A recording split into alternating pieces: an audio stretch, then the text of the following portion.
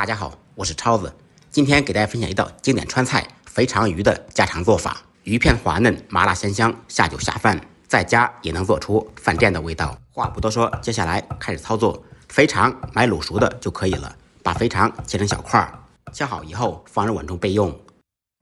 准备一条草鱼，让老板娘提前宰杀处理好，清洗干净，洗掉血线跟黑膜。从鱼尾处下刀，把鱼肉片下来。片鱼肉时紧贴着鱼骨，安全第一，不要伤到手。用同样的方法把另一片鱼肉也片下来，把剩下的鱼骨斩成小块。鱼头从中间劈开，抠掉牙齿，因为鱼不经常刷牙，所以牙齿非常腥，必须去掉。鱼肉上面还有一排小刺，把它片除，刀口紧贴鱼胸骨。剔下来以后剁成小块，跟鱼骨放在一起，然后斜刀把鱼肉片成薄一点的大片。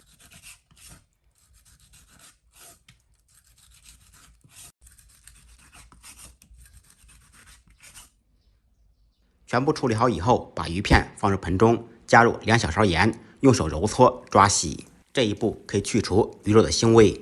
抓至发黏以后，加入清水清洗2遍，彻底洗净。经过这一步处理的鱼片干净透亮爽滑。洗好以后用手攥干水分。接下来给鱼片上浆，放入1小勺盐，入少许底味，白胡椒粉去腥增香。单手打入1个蛋清，只要蛋清不要蛋黄，少许料酒或者黄酒，用我干净的小手抓拌至发黏，一定要多抓拌一会儿，使鱼片吸收味道。最后放入一点干淀粉锁住水分，再次用我干净的右手抓拌均匀，鱼片就浆好了。接下来准备一些小料，少许干辣椒、青花椒、泡椒、泡姜、蒜子，少许豆瓣酱，1小块火锅底料，蒜末、葱花。起锅，锅烧热，放少许95号菜籽油，再放入一点猪油，2种油混合在一起做出来才够香。油热以后放入肥肠，在锅中煸炒，把肥肠炒出油，这样肥肠吃起来香而不腻。然后放入准备好的小料，在锅中炒出香味，放入鱼头、鱼骨。开大火在锅中煎2分钟，把鱼骨煎至微微发黄。经过煎制的鱼骨可以去腥，而且炖出来更香。然后放入豆瓣酱、火锅底料，开中火把酱炒出香味。酱料炒香，沿着锅边淋入黄酒或者料酒香增腥，少许生抽酱油炝锅，增加鲜香味。然后加入适量的清水。水没过鱼骨，接下来开始调味，放入适量的盐，少许白糖，一点点鸡精，少许胡椒粉。